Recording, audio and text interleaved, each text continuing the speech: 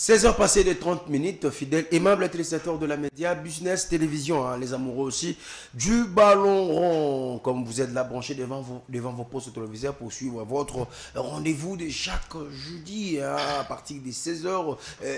15 et 30 aussi également. Quand même, moi, votre humble serviteur, Djuro John, qu'on a souvent l'habitude d'être là à chaque fois pour vous parler de ce qui concerne des actualités sportives, pour chercher à mettre le sujet à réflexion pour l'avancement de notre sport aussi également. Déjà, comme je vous l'avais promis, je vous l'avais promis, pendant toutes ces périodes de vacances, le décor doit changer. On ne doit plus recevoir hein, des journalistes et analystes, mais ces temps-ci, c'est un moment, une période réservée aux joueurs, aux acteurs, comme je l'avais dit. La fois dernière, on a été avec Pati Chibaneles Magnon. L'autre fois, nous venons avoir Joseph Bakasso de FC Blessing. Mais aujourd'hui, nous ne sommes pas encore fait le plus seul. Nous sommes honorés et par la présence de Enoch Kamala Ndouako. Enoch Kamala Ndouako, comme vous le savez très bien, il a une très bel parcours, mais moi je me réserve à le dire lui-même comme il est sur ce plateau. Il va nous brosser cela parce que ce que moi je connais et ce que lui-même connaît, bah, c'est un tout petit peu différent. Donc moi je peux me limiter. Enoch Kamala Ndouako, un ancien gardien formé à Soudjana, passé par SC Dragon Bilima et même Tonok de Motema Pembe, mais il y a encore d'autres clubs qui paient aussi et citer sans que moi que je les connaisse. J'ai dit comme ça merci à Brahms hein, qui assure du côté de la régie finale, hein, vraiment. Et merci Montréal, un hein, très bon bosseur. Quand il est là, je me sens trop à l'aise. Et il y a Hervé aussi, et qui assure du côté de la prise de vie, vraiment très belle et cadrage comme ça. Mais qu'à cela ne tienne, et non comme Landouako est là, mais quand même, on est obligé de vous informer en 5 en scène des actualités. Déjà, avec la première photo, si on partage le même langage avec Biam, c'est mon réalisateur, on va prendre la première photo. Voilà, là, vous voyez, là, c'est les gardiens qu'on va recevoir aujourd'hui. Mais dans l'autre personnalité sur cette photo, c'est le coach Otis Ngoma. C'est le coach Otis Ngoma qui est l'actuel entraîneur de l'équipe nationale senior A prime, hein, quand on parle des entraîneurs locaux. Jusque-là, par une interview aussi. Après, Domo Lando, le team manager de l'équipe nationale à senior, ça a été maintenant le tour de José Toumba, lui aussi le team manager de l'équipe nationale à senior, qui s'est révélé par une interview que les staffs techniques, déjà c'est 20 mois d'un paiement. 20 mois d'un paiement. Je suis en train de poser des questions. 20 mois d'un paiement, à quoi ça sert ce boulot de coaching? À quoi ça sert d'être appelé un entraîneur de l'équipe nationale au moment où vous êtes là, vous ne touchez rien? Au moment où vous êtes là, vous faisiez 20 mois. Quand on dit 20 mois, c'est-à-dire 1 an et 8 mois. Donc, c'est-à-dire ça nous reste juste 4 mois pour que les entraîneurs des équipes nationales de la RDC totalisent 2 ans sans être payés. Il faut avoir au moins des nerfs solides. Ici, avec Sébastien Desailly, 6 mois, qui est un expatrié, mais même aussi avec nos enfants du pays, les amener jusqu'à 20 mois de paiement, je pose la question, comment ils vivent? Comment ils vivent? Sur ces, j'interpelle, encore une fois de plus, comme on l'avait fait l'autre fois avec le coach Sébastien Desailly, cette fois-ci, malgré, on ne nous a pas encore signalé que c'est réglé, mais quand même, cette fois-ci, j'interpelle encore l'implication du président de la République, Félix-Antoine Tshisekedi, en même temps aussi, la première ministre Judith Soumouina Toulouka, de chercher encore une fois plus, avec le nouveau ministre des Sports, son Excellence, M. Didier Bindumbo, de chercher un tout petit peu à régler cette situation. Vraiment, c'est la honte à un pays comme la nôtre, avec cette image que nous vendons à l'extérieur par rapport à la République démocratique du Congo. C'est un pays de football, mais écoutez qu'un entraîneur de locaux d'être 20 mois payé avec son staff technique, c'est ce que José Toumbaler, mon team manager, avait révélé. Donc le président de la République, Mme Soumouina, le nouveau patron du sport, Didier Bidembo, de chercher une fois de plus à s'impliquer à ces dossiers, à régulariser tous ces problèmes, ça nous fera énormément plaisir. Ça sera aussi un avantage pour l'avancement de notre football et notre sport en général. Vraiment, c'est ça ce qu'on avait prévu pour vous aujourd'hui. Ça fait jaser, ça fait aussi couler d'encre. Et cette fois-ci maintenant, on va rester toujours dans le football, mais pour parler des infrastructures. On avait tous remarqué que le nouveau ministre Didier Bindumbu a fait des descentes sur le terrain. Il a commencé avec le stade des Martyrs. Il a aussi fait... Il était aussi parti dans le terrain qu'on avait construit. Et l'autre fois, il a un tout petit peu vraiment vérifié tous ces terrains. Mais cette fois-ci, je m'en vais du côté de la commune de Lingouala. De la commune de Lingouala, comme vous le savez très bien, la commune de Lingouala a deux terrains. C'était le terrain Pelzet et le terrain Okal. Et le terrain Pelzet est dans l'impraticabilité totale. Il n'y a pas de match qui se joue là-bas. Il n'y a pas quoi que ce soit qui se joue là-bas. Mais l'unique terrain qui était resté pour permettre les activités sportives à la commune de Lingouala, les terrains en question, du coup, on s'est réveillé le matin, on a vu une banderole qui annonce une kermesse et qui sera prévue bientôt là, mais tandis que nous sommes pendant les vacances, tandis que c'est un moment que les joueurs doivent encore faire de plus, les enfants aussi également doivent faire dérouler leurs activités sportives. Je vous laisse le maire coupe par les ras-de-bol des entraîneurs et en même temps aussi de joueurs de cette commune de Lingouala, et puis on va revenir tout justement après pour continuer avec notre mission.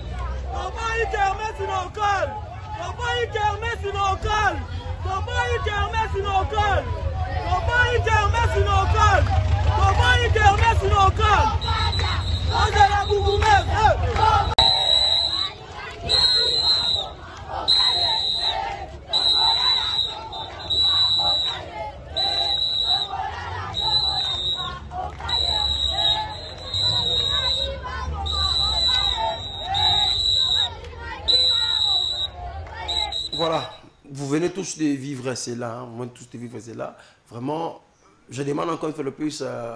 aux premiers citoyens de cette commune, le bourgmestre de cette commune de Lingouala, M. Mouchiga, de chercher un peu à nous éclairer par rapport à ces dossiers. Et à son adjointe aussi, Mme Denise Villa. Et en même temps, s'il y a des élus provinciaux qui ont été élus par cette commune, là je vois comme ça, M. Jésus Noël Cheikh, de chercher un peu à éclairer la laterne parce que c'est inacceptable. Deux terrains à la commune, il y a une qui est impraticable et ça nous reste que le terrain au calme, mais jusque là on ne comprend plus rien. On va ériger une kermesse là-dessus, ça va vraiment paralyser la majorité de toutes les activités sportives et j'interpelle vraiment aux autorités compétentes de cette commune de chercher à avoir une coopérative avec la population. Ça nous fera vraiment énormément plaisir vraiment dans cette municipalité. Et cette fois-ci, on va quitter maintenant ces actualités sportives parce que nous sommes déjà là avec Kama Landouako Enoch. Le sujet qu'on a prévu aujourd'hui, la renaissance d'Enoch Kama Landouako. Mais quand même, avant de vous les présenter, parce qu'il est déjà dans notre plateau, on va vous laisser suivre quelques extraits de ces vidéos qu'on a maintenant là. Et puis, on va entrer dans le vif de notre sujet. Ingénieur Brahms.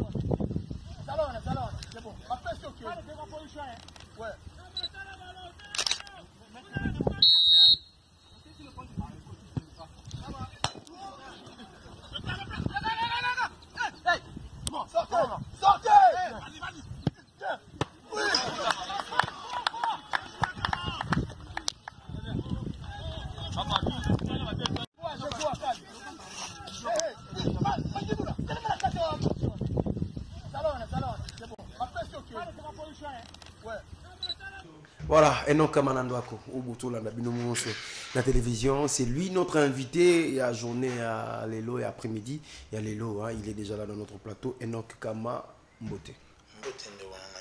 Bonne santé. Ouais, santé très bien. Déjà, ma première impression, pour nous répondre dans le plateau Nabiso. Ouais, c'est pile ma casse pour les gars dans le plateau. Tu es bien, nous avons une lingua là, ou bien c'est l'émission, donc c'est pile vraiment ma casse. Vraiment. C'est vraiment l'émission. Vraiment. Alors, Enoch Kamanandwa, on est à Komikuna. Il faut déjà, mingi l'autre de ta solo ya parcours, de ta solo ya ndenge nini ozo kanisa suspend na ba saison ozo ya, mais déjà na bateau ba kolanda biso ngana to la sa ba vidéo bateau musupe ba yebi yo. Mais maintenant on a tout bon en profondeur qui est réellement Enoch Kamanandwa. Bon, Enoch Kamanandwa ko na jeune na botemi na lingwa là. OK. Na kolipi wana na bandi bale na ngana ujana. OK. To nazala pe na mwa muki na bandi na ujana. Na beti championnat na ngai na première division, deuxième division na ujana na yo quitté ujana. Na ujana na yaka ko beta na équipe mo na lingwa la peka wana espoir. Bazwanga na mi-saison bando beta titre pour mata epefkin. Na yaka na équipe on a pe na beti na beta la phase retour parce que ça deuxième ba mati pété après na yo longo wana na ki dragon. Na dragon pe na yo zala na dragon na sala au moins 5 saisons na dragon. Ton na beti na dragon ko longo na dragon ujana loko ze club na nga bazana ba tournoi mo ya détection na poto. Na ko zonga ujana pona participer na ba tournoi mo ezali na Italie. To comme pe na tournoi na Italie arrivé na nga kuna to comme na Italie na zaki pe na ba blessure. Na zo blessure mo izo nga il fallait na vendre au moins 1 mois. Me permettait nga permettre na ba détection na beta. Tu as un match moi suka to zana on a milancé ba manager ujana ba yo yebisa ngai biso to yaki na au moins expérience ozana on a dragon on a ndengo lekaki na ba léopard et ba I23 okoki ko sunga biso obeta ta quelques matchs ozwa pe marché o ba manager ba bandeko yebeli na compétition na yaka o sala effort match na zana milancé na sala effort malgré blessure na zana on a le boko na sala effort to bet pe match on a milancé na betara 45 minutes na sala pe grand match na match on a to banda mené Milan c'est 1-0 na deuxième mi-temps na oza choc na bimi après match wana tant to betina Milan c'est na 45 minutes kana yamba wana ba invitation ba club yaka Torino sollicitera ngai Virtus Entella équipe mo ya Serie B na Provercelli ba club wana Italie wana après tant tournoi na Sili na yo récupérer na blessure na ponga atikala na poto na récupérer na blessure na ngai na yo banda ba entraînement na ba club wana na yo banda na Torino vraiment ici mbarate vraiment bon niveau ezara un peu likolo yo utina ba Congo yebo Serie A mba mo équipe beta donc et compliqué nga makasi donc on a un peu frustré comment d'arriver na ngai déjà na ba premier jour na nga na cas d'entraînement à Torino donc banga pene zara makasi otala à l'époque on les a gardé mon joueur tandis que une équipe nationale en Angleterre voilà OK azalé pe na Manchester City tant Guardiola yé à singara ya longwa tant a longo na City ba yo prêté na Torino FC nga parce que ton na yé époque wana moi ba panique otala mutu na no moni na Manchester City une équipe nationale en Angleterre donc na koka vraiment tant kuna vraiment ko rumela te donc ko banga ezalaka trop na ba entraînement au monde ba ko banga otala boye capitaine na maman azalaka pe Belotti azalaka pe équipe nationale Italie OK otala siko ba to na mona bona ba TV na yawa donc na sala au moins 2 semaines mo wana vraiment na koka ko travailler te fou c'est vraiment ma case pour préparer nga te vraiment na niveau wana donc et embrouillanga ba yaka ba écarter ngai tant ba écarter ngai na yo ya na Provercelli équipement en deuxième division na Provercelli wana ndi na zoa vraiment temps et loko ebomanga ndi kuni za choc na zoa choc moko wana na sali ba radio au moins 3 fois ba radio la c'est loko te menga ina ndoka ka pasi na Provercelli wana ndi pinda masala préparation na bango na beti ba match amico ba titulariser nga pe ko pour na beta au moins ba 5 matchs na Provercelli wana ya Serie B na Italie na Mbappé ba match na pe les cas bien bon test kuna pineza ka réussi mais loko ebomanga za santé parce que tu as un choc dans le match amical, tu as un côté radio 3 fois, le boza bien, mais santé et répondre. Tu as un la bon abîme. La machine est l'accès qui a bien, mais il y a se plaindre qu'ils ont bien tendé. Mais karting aïbe, la zone dans Congo. Ok. Alors, Enoch Kamalandwako, Ujana, Espoir, Dragon, Ujana Lisusu. Tout ce qu'on a,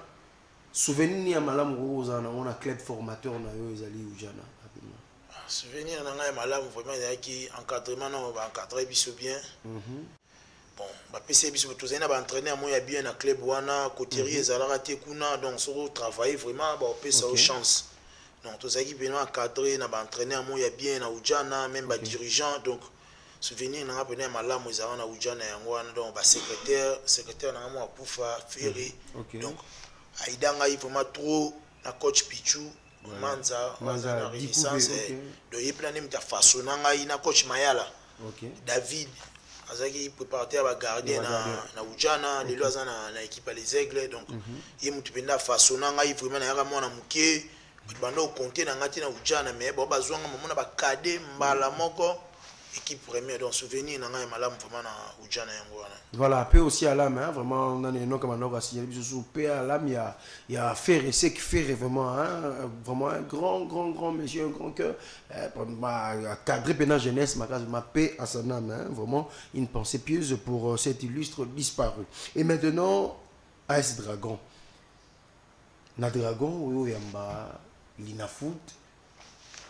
Na Dragon, bah tu vas découvrir un tout petit peu aux acquis et non Kamalandwako. Et à un premier match nous on a Lina Foot. Pe match souvenir nini oyo za on équipe AS Dragon. Bon, arrivé na on a Dragon non ils pas si vraiment non parce que Dragon a habité au moins 2 ans au ça la test mais ba écarta ngai. OK. Donc ils ont équipe mo vraiment na bando ko rêver vraiment na zalawana. On a la première année test à l'époque coach Santos abando ta la recrutement.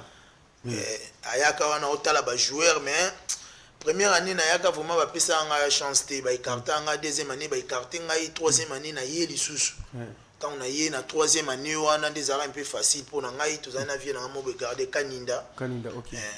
ba vie na nga pour tous na mona lingola ba ba Dragomen ba on peut mbayaka na ngai et na première année wana on a zana deuxième gardien Kaninda mtazai titulaire tu beta 4 journées via yotika poto na yo comme titulaire na epefki wana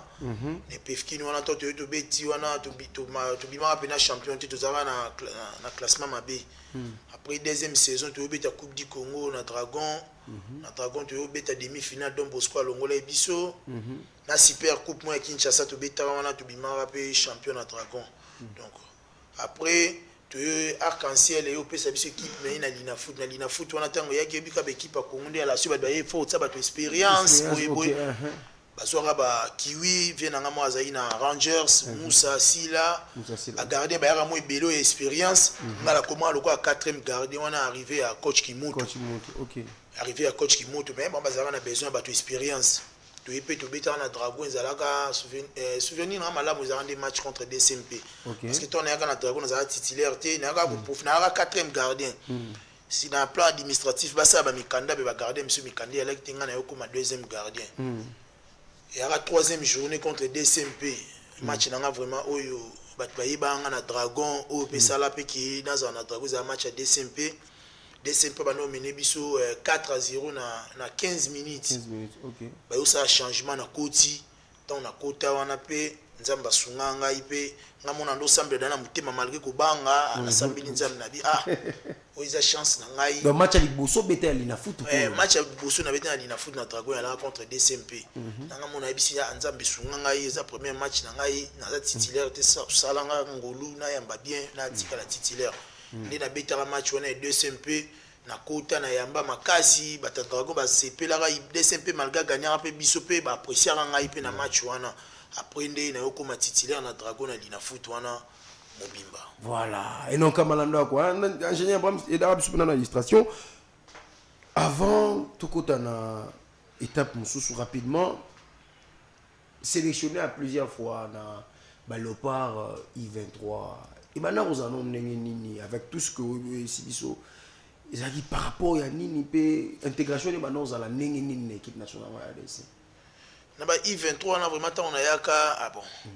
na bana ko penser na équipe nationale wana te na ndo constater ka mingi na Dragon Voilà. Na Dragon yaka koya tant que saison na vraiment na sala saison na bien na Dragon donc cette saison sali mabe yo mo conscience no yeba que on a sali saison mabe mais saison na ngamo na zara conscient na travailler à peine dire na travailler à dire saison na sala pe championnat bien na Dragon zara jour mo na vandika na ndako boye na ba Facebook kaka poko chotis na yeba été ki o de vie boye na yeba été zara na Facebook na mona demande mo yo wana coach chotis ngoma akomeli ngai twandi osolo na yebisinga non na olandela parcours na yo ndozo ya mana Dragon oza sélectionné na équipe nationale ya Congo ya ba event na sepela makasi donc na sepela makasi jour on yeba ezana butu na sepela vraiment makasi après peut comme osolo na coach ponga na yeba na ngai te poni boye to bandi osolo na yepe na bandi osa pe championnat na Dragon to yaka tournoi mo Kosafa ils ont en Afrique du Sud sélectionné pe ba joueur surtout to ya wana pe tournoi na pe to pe préparation na biso na kin to ke pa Afrique du Sud vie pas pe sanga confiance à titulariser ngai malgré ko banga ils ont compétition internationale pour la première fois pour na ngai moi ko banga ils allaient qui mais tellement déjà na bana ko travailler makasi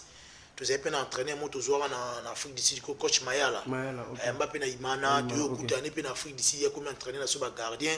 abandi personne entraînement ba conseil azo yebisanga faut esprit yo yamba premier match na Mozambique ba I23 na Mozambique tout ça là 0-0 na sepela makasi vraiment match wana ndi na mba tout ça là 0-0 tout beti pe tournoi biso Kosafa pe bien na tournoi na banda phase de poule na kesara biti na rawa kwa kese 2 buts na demi-finale contre Zambie to poli na Zambie na demi-finale to beta 3e place na Angola to gagner Angola na ba penalty to bimi 3e na Kosafa Cup na 2016 na Afrique du Sud après wana to yo ya suna GA francophonie to sali ba stage na biso na Maroc na GA francophonie après to yo beta GA francophonie na Abidjan to silisaka 4e Maroc muto au gagner la France mais to gagner équipe de France 2-1 to zara pour le monde na ba Canada l'équipe belé wana to yo gagner équipe de France tu es au na demi-finale na Maroc Maroc alongo la biso na demi-finale 1-0 après tu es à 4e place na biso to gagner to bimara 4e na jeu ya francophonie alors eno kamandoko avant to basculer na le pas I23 mais na I23 na ba jouer ninyo yo obuzara na bango ti les loscopo za pe fier au mona bango susu na niveau à likolo na ba I23 to na ba Silas Wanyemetoka ouais tuzara na ye tuzara na Luzolo Muzungu Jackson Lunanga OK Kikwama Mujinga Rashidi Musinga Arsène Zola tuzara na ba joueur ebele vraiment ba msu na Bosani ba na msu apoto tuzara na bango donc tuzara vraiment ba joueur ebele na kata ya sélection na ba jeune wana voilà alors et non comme appel Zara na I23 c'était quand et c'était à quelle manière? Donc ils avaient en 2006 dans la côté équipe nationale ba I23 depuis 2016. Depuis 2016 na yo quitté on a 2022. Na 2022 na yo quitté en puis âge de poussa na kinde na yo quitté ba équipe d'âge ya Congo. Voilà souvenir Zali na équipe d'âge wana. Ouais souvenir ya makasi Zali qui na Kosafa to bima 3e. To bima 3e na Kosafa. On a médaille équipe nationale. Na médaille na ngai et puis tu as ma 4e nagé à francophonie donc bah souvenir vraiment malamu ils ont vraiment na I23 na ba francophonie il paraît selon notre investigation vous avez rappelé ba Aaron Wan Bissaka tu allez nani comment tu allez qui na défenseur congolais wazana Offenheim on a Bosani voilà le nom et ça tu allez qui les mingi na comment défenseur na biso Kimpembe voilà okay. À Paris Saint-Germain tout na bango na première année wana malgré santé dérangeaka mais azala na biso tout na Nelson Balongo habite na Belgique on va jouer monsieur na Bosani mais tout qui na ba joueur bien voilà alors non kamanandwako Ujana Espoir Ujana Dragon et maintenant bah tout ce qu'on place bah esiko découvrir penza ne kamana ndoko ya ko ya na donc le motema pembe vrai ou faux ouais vrai na Dragon peut déjà ba yebe na ba ngai mais place ba ko découvrir vraiment bien ils na 2CMP voilà ils vraiment na 2CMP alors bitela biso di solo ya ndenge nini pesuka ndenge. Bon, DCMP saison na yaka na DCMP wana nga kuna passant na DCMP ti. OK. Dragon kitara Ligue 2. Quand Dragon kiti Ligue 2, na ko décider na luka club mona beta pour na zo attendre de jeu, na ko kin équipe Mombanda ka sport. Na sala pe préparation physique na bango. Donc na mutu na vraiment DCMP là, DCMP ça là na bis équipe na ngai na za mona mukie na ndo comme ça DCMP. Na sala pe préparation na bien na Mbanda ka sport, na mona ka appel mo yebo yo. DCMP ba luka mutaza la 3e ou 4e gardien. Risque magabe ba benga ngai na kati na pe ba entraînement na Mbanda ka sport. Na ya na DCMP na signé pe contrat na DCMP première saison na DCMP écoute les équipe mo na travailler vraiment à casse parce que ça club de cœur na ngai les club de cœur na ngai pour ngazab na imana so apoli na liate na palais vraiment mkina imana so apoli na liate o kabana mutema passe po imana poli. OK. Donc na DCMP na na sengo makasi vraiment pour les équipe nga moko na banda ko lela na ba stade bino be imana poli le ozongi ndaku ling martiti lingwa la makolo ngulu. Donc na yo kuma na DCMP première saison na yambarati na zaiki ata na babante deuxième saison tu bandi au travail wana na zupe ba temps de jeu ba match à Lina Foot et puis quelques matchs à Coupe d'Afrique malgré pena makamna ngana sala na DCMP na kokisa ngote bon ils a vie mutoko luko ya ozala likolo mais isimbité oyo pena au passer à vide. Donc DCMP zara club mo pena na yaka na travailler vraiment 100% parce que c'est club on na lingaka mais yakinde yaki wana première année to beta phase de poule, deuxième année to longwe na quart de finale ya na huitième de finale na des barrages contre Gendarmerie. OK. Après tu yo longwe sous contre Ali Bengazi à Libye voilà. Oui, les cas qui ont l'équipe de ça Congo mais tout ça les peu moins fort côté peu moins empreinte na DCMP en gros malgré tout ça les meilleurs joueurs na club mais des fois champion du Congo na DCMP donc ça déjà image moi il y a bien déjà donc on a une médaille dans na parler qui na les cas DCMP na beta na bima des fois dans la histoire na tika ba DCMP donc na soit des fois champion du Congo une fois phase de poule ya CAF bon na Congo yo ebika équipe à Congo na surtout biso na DCMP exigence c'est la cas trop même si vous sali wana mais si vous équipe pour les matchs mo ba bossa na bango. Voilà. Alors, avant de commencer sur une place, na DCMP, deux fois champion du Congo, na DCMP, déjà, comme la Coupe d'Afrique, na DCMP, il y a un match à la Coupe d'Afrique, il y a un match à Lina Foot, voilà, parce que, bateau, Hollanda, Oda, na Mitsu, bateau, bateau, bateau, non, ah, non, donc maintenant, souvenir, nous en avons, na par rapport à un match, au pénal que non. Malgré que ba passage à tout comme ça au groupe bagate na yamba pena na ima souvenir na ngai malamu vraiment ba ina imana izaki d'abord match to beta sanga balende na Mbujimai. OK. C'est match mutondo wili ya titre poto ki Coupe d'Afrique na beta match on a tout ça 0-0 na longola penalty et puis match ya Lupopo. OK. Match muto beta Lupopo na Lubumbashi do ba match o isala na santa vraiment qui sali ba match bien yango na Ice Kigali malgré ba erreur ya babi na sala na deux matchs aller comme retour mais ils ont un match au final na sala ba action bien on a mon sentir vraiment qu'il na yambi malgré ba erreur ya babi ekota mais nde to gagner ba match wana ya ba match au final itikala nga vraiment na mutu na DCMP vraiment. Alors mauvais souvenir bon mauvais souvenir na nga ezala d'abord match pour la renaissance 2-1. OK. Mauvais souvenir puis les ala yango po na lala te butu mobimba. Parce que na Congo ba la question poli match bon mon nga joueur na sali yango encore match à renaissance ils a mauvais souvenir na ngai na DCMP donc na lala te na sala au moins 4 jours na liaga te donc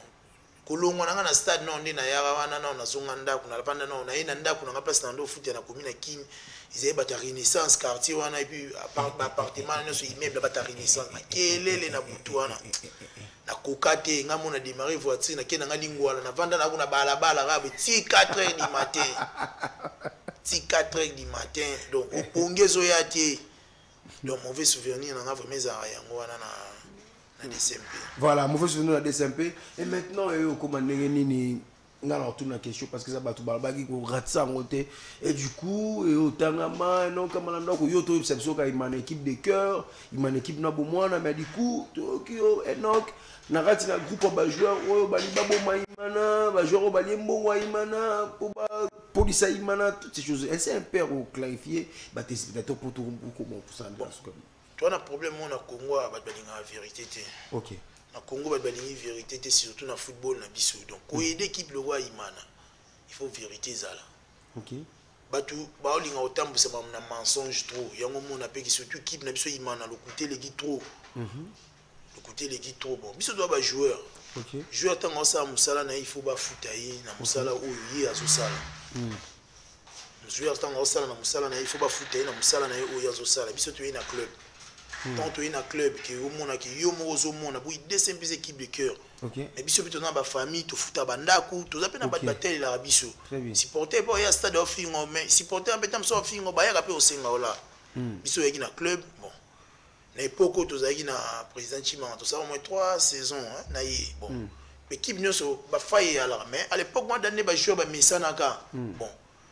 ba joueur de ba misana na mbongo donc Moutouna vraiment Zagita na DCMP vraiment donc tout le bas vérité sur les alliés tout le bas ma BPC les alliés photo le bas mon poto bon ça pour équipe qui est liboso bon ba président Chimanga ton bazala ki wana bon ba supporter ba lingana bon moi na président tam so ba supporter ba yo kana raté na ba makambo ya bango mais biso ba joueur tant to na club wana tous les joueurs dans la DCMP pas là on doit vivre bien donc pas président priorité zaki so na mbongo na ba joueur non bazala satisfait donc so ba salaire na biso to epena ba salaire bien au moins après que au foot na ndako po tambo pe na car ba que ah joueur imana pe pas beto matolo $50 $20 au PC malgré ba problème na ye azaki na ba supporter bon wana ba comité biso de côté ngote wona ya mamna bango ba ko l'équipe mais biso na part na biso ba joueur to banda ko vivre bien ba salaire ya bien zalaki mais tango alongwe équipe biso to ba joueur to continuer tango alongwe président pa yaki une équipe biso to yambaki bien président y a une équipe mais tango joueur azo ba moyen na été ba biloko yo kanete yango tsaka ba difficulté biso lunga to police imana te lunga to police imana na forfait te za grève na biso to sala ki pona ba salaire na biso na ba mbongo na biso tu ya l'état de to beta ba match à Coupe d'Afrique to so yango te ba prime de match ba salaire to so yango te de to sala grève mais biso moto yeba ke to beta match wana jour J mais tout ça là non grève pour baluka ba libérer biso ba mbongo na biso mais tout ça là yango te ki pour dimanche match comme imana pour la forfait non biso moto yeba ki to kindi Brazzaville te mais dimanche jour J so baluka le biso solution te na ba mbongo na biso na ba volonté na biso moto ya to beta pour imana pour la forfait te mais ça on te ba lobaka ke o ba Enoch baliaka mbongo oliambongo na vraiment oliambongo na to liambongo motuta OK to liambongo motuta vérité il y a un monde bimbabi ya malembe Enoch kama ndoko yo éclairé par rapport à dossier wana ezalaki likambo ya Paul Kasembele ako futa ba jouer te Paul Kasembele ti le lope mamango il semblerait nazo ka na imanezo confirmer garder fu akufeli papa kuna ekoko kuna babi ata présence à mutumota comité monal dans toutes ces choses là le lomoni clarification ya Enoch kama ndoko par rapport ya dossier wana bon ba trahira imanate bon ba la problème imanate ezaki comme ya mbongo ya mbongo ne mutu salaki et kabola ba mais maintenant le lot Enoch Kamalando ko na Bukavu dawa imana Bukavu dawa télévision za radio tende ba tala bilili ne ba laksa da ba majona usantaki yango ndenge nini pe ambiance wana ezaki ndenge nini po au ça la saison ningo ça saison c'est long témoignage à batebele que non aux équipes dans la performance expliquez-nous kolonga da DCMP Bukavu déjà bon il s'allait déjà passer parce que biso ndeti ngai bon naza ngai imanye mais na sepela raté ki na longo imana na bandengo parce que vu que 3 saisons on a passé déjà malgré ba supporter ba banda ko douter na ngai mais na bando luka na sala ka quelque chose mon sala effort que na passage na imana saison mon na sala saison à 100% pour ça la pe imane be pour ça la ngama obe bien attaque imane mais il est quand les cas qui tous avec écarté na club na vendre na pe na ndaku tant na vendre na ndaku équipe yaki ba blessing Bazano Renaissance ba club wana yaki mais na boyeki na ono ozo ba décision non na vendre ki na ngaka non na parler kaka navanda na parler ntango mambo baéquipe wana ye ngamona zo edesi na bi na beti pe na kini vraiment trop environnement oyo il faut na longwa ndaka uvanda coach Mobinja Robert entraîneur na biso adjoint en Bukavu Dawa na mon appel na ye ils à travers coach initié oyo voilà wazakina manyema ye mutu a parlé sur ngai pa entraîneur oyo Robert coach wana benga ngai bisinga non coach initié m'a parlé de toi biso to beta titre na Bukavu Dawa to luka gardien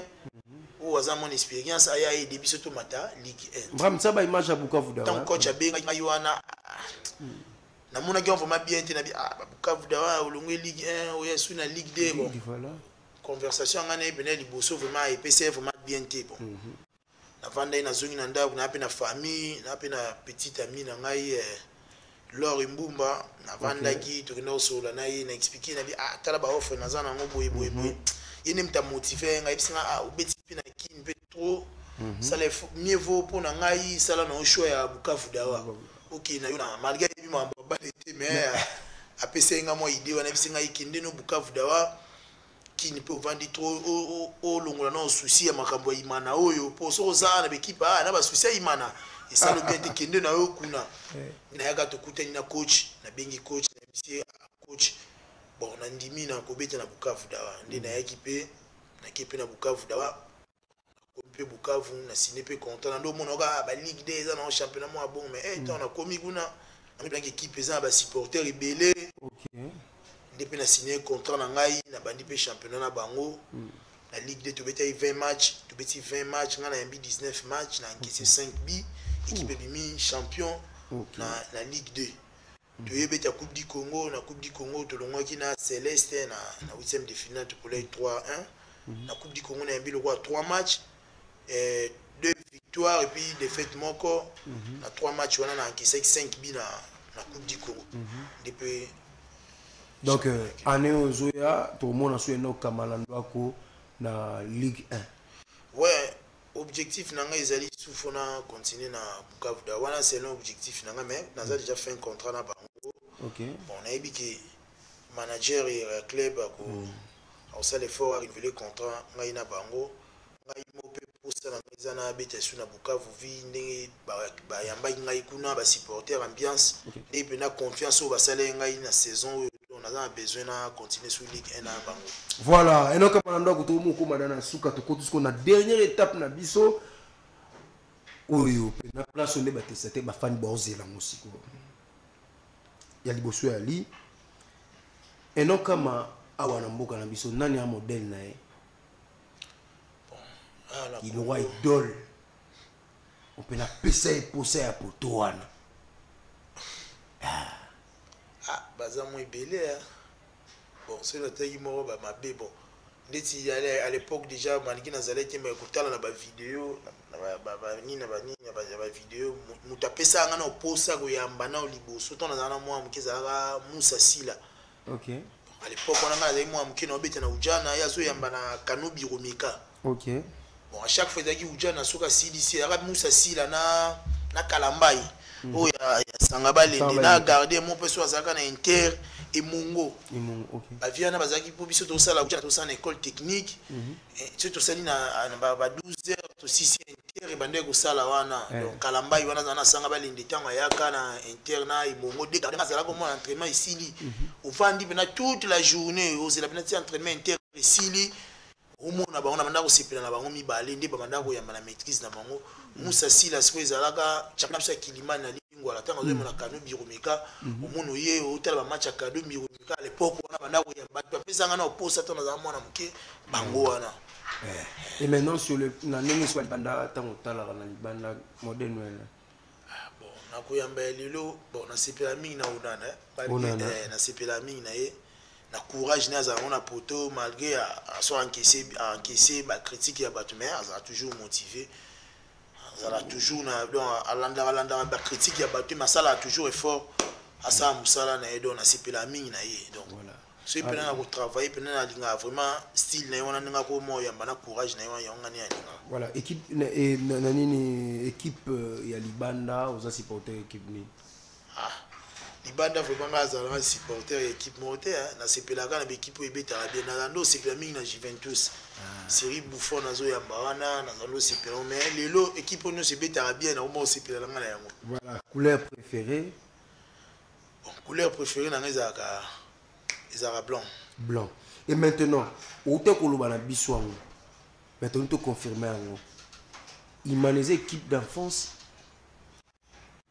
pour babi jouer malgré au bête une équipe ou joueur à plus sa équipe à bête mais imanisez équipe au linga na mtema. Imanisez équipe d'enfance ngai na ova na lingwa la yo yebi mais na biso kutu